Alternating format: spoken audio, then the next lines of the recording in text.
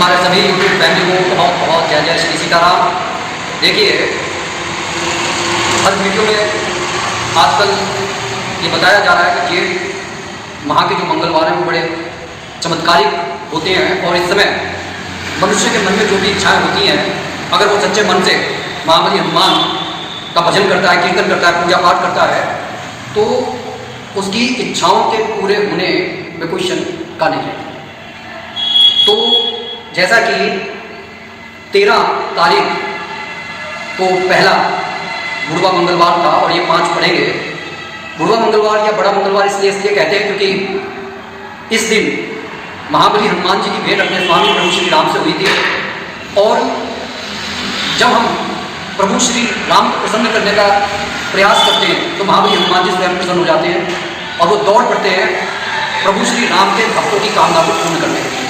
तो जो लोग 13 तारीख को उपाय नहीं कर सके और समय के अभाव में उन्हें ऐसा लगता है कि वो अपने उपाय को पूरी तरीके से कर नहीं पाएंगे, फिर भी देखिए समय तो निकालना पड़ता है जब हमारे को अपनी कोई इच्छा पूरी करनी है। क्योंकि जब घर चलाने के लिए आदमी नौकरी करने के लिए दौड़ भाग करता है, तो अपने जीवन का उद्धार करने के लिए, अपने परिवार को सुख और समृद्धशाली बनाने के लिए भी पूजा पाठ एक अमोघ बाण का काम करता है। तो कोशिश आप ये कीजिए, चाहे आप ब्रह्म मुहूर्त से लेकर रात्रि के 11 बजे तक महाबली हनुमान जी की ये जो छोटी सी मैं विधि बता रहा हूँ, आप अगर इसे कर लेंगे तो निश्चित मानिए, अगर आपके मन में कोई इच्छा वर्षों पुरानी चली आ रही है और पूर्ण नहीं हो रही है, तो वो निश्चित ही पूरी होगी। तो अगर आपके काम नहीं बन रहे हैं, या रिश्तों में कड़वाहट है, या बच्चे ढंग से पढ़ाई नहीं कर रहे हैं, या बड़ों का आदर नहीं करते हैं, या फिर आपको समाज में सम्मान चाहिए, या आपको बड़ा घर चाहिए, जो भी इच्छा आपकी है वो महाबली हनुमान जी के सम्मुख आप सकते हैं। अगर आप मंगलवार को ये उपाय नहीं कर पाते हैं, तो जो नौकरी पेशे वाले लोग होते हैं वो शनिवार को ये उपाय कर सकते हैं। आपको करना यह है कि रात्रि में आपको महाबली हनुमान के सामने एक बड़ा दीपक चमेली के तेल का प्रज्वलित करना है, और 8 दीपक आपको सरसों के तेल के प्रज्वलित करने हैं। वहाँ पर आपको एक लोटा जल भरकर रखना है, उस पर आपको कलावा बांधकर जटा वाला नारियल रखना है, और उस नारियल पर आप 2 जो हनुमान जी के त्रिकोणे आकार के झंडे होते हैं उनको लपेटकर उस पर रख लें। और रात्रि में या ब्रह्म मुहूर्त में बिल्कुल स्नान करके स्वच्छ होकर जो है आपको ये क्रिया करनी है। इसमें नियम आपको देखिए बहुत ध्यान से रखना है कि आपको अपने मन में किसी के प्रति वैरभाव नहीं लेकर आना है। मन से, वचन से किसी के बारे में बुरा नहीं सोचना है, और निष्काम भाव से जब आप भगवान की पूजा करते हैं तो फिर हम समझने की कोशिश कीजिए, आपके जो है मतलब फल जो है अपेक्षित परिणाम मिलते हैं। जब विभीषण प्रभु श्री राम के पास पहुँचे तो उनकी शरण में जाते ही प्रभु श्री राम ने उनको जो है सारी लंका सौंप दी, उनको वहाँ का राजा बना दिया। उस लंका का राजा बना दिया जहाँ पर रावण ने अपने 10 सर काटने के बाद जो है प्रभु महादेव जी से जो है उस लंका को प्राप्त किया।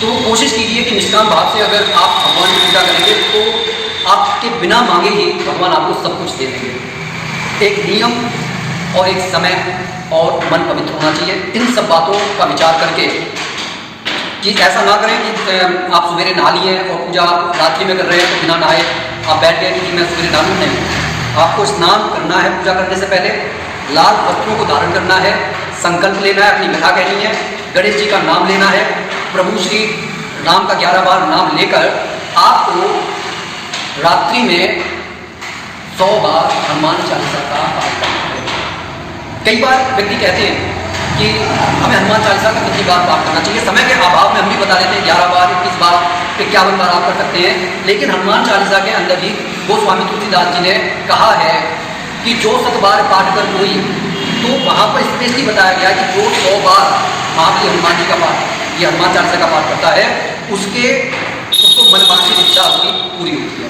आपको ये पाठ करना है, और हर पाठ के बाद में आपको लगभग 1 मिनट तक श्री राम जय राम जय जय राम, श्री राम जय राम जय जय राम, इस तरीके से आपको संपुट लगाना है। संपुट का अर्थ ये होता है कि किसी भी जिस चीज़ को आप कर रहे हैं, जो भी चाहे मंत्र कर रहे हैं, चाहे हनुमान चालीसा, उसकी शक्ति को बहुत ज़्यादा बढ़ा देता है, इसलिए संपुट लगाया जाता है। और प्रभु श्री राम का जब हम संपुट लगाते हैं तो इससे हनुमान जी प्रसन्न होते हैं और वो वाकई में वहाँ पर बैठते हैं, सुनते हैं और हमारे इच्छाओं को पूरा करते हैं। अगले दिन आपको जो है जो पानी रखा है उसको पूरे घर में छिड़काव कर दें। तुलसा जी में वो पानी आप डाल सकते हैं। हालांकि अगले दिन जैसे अगर आप शनिवार को कर रहे हैं तो तुलसा जी में ये पानी ना डालें, लेकिन मंगलवार को कर रहे हैं तो आप डाल सकते हैं। और इस नारियल को और ध्वजा को लेकर आप मंदिर में जाकर चढ़ा कर आएँ।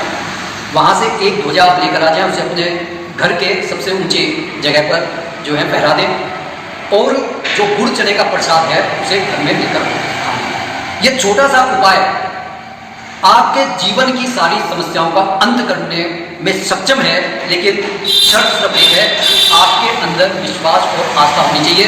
बिना आस्था और विश्वास के इस संसार में, ये कहते हैं ना कि उम्मीद पर दुनिया कायम है, तो अगर आपके विश्वास और आस्था में शक्ति होगी तो फिर निश्चित मानिए ये उपाय बहुत कारगर है। करना सिर्फ यही है, ना भूलें एक बड़ा दीपक चमेली के तेल का होना चाहिए और 8 दीपक सरसों के तेल के होना चाहिए। कैसी लगी ये जानकारी कमेंट करके जरूर बताइएगा। और ये जो आने वाले 10 तारीख तक जो 5 मंगलवार हैं, इनमें आप इस उपाय को कभी भी कर सकते हैं। अगर मंगलवार को नहीं कर पा रहे तो शनिवार का दिन भी अति उत्तम माना जाता है, आप इसे कर सकते हैं। बोलिए जय जय श्री सीताराम।